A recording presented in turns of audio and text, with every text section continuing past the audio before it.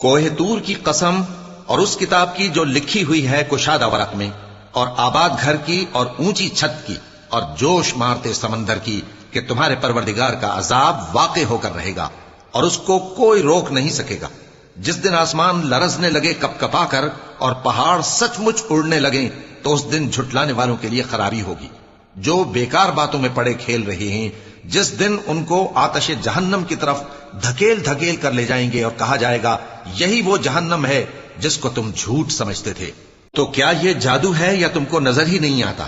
اس میں داخل ہو جاؤ اور صبر کرو یا نہ کرو، تمہارے لیے یکساں ہے۔ جو کام تم کیا کرتے تھے یہ انہی کا تم کو بدلہ مل رہا ہے۔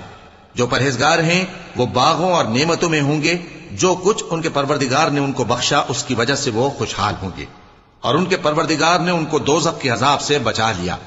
کہا جائے گا کہ اپنے اعمال کے صلے میں مزے سے کھاؤ اور پیو۔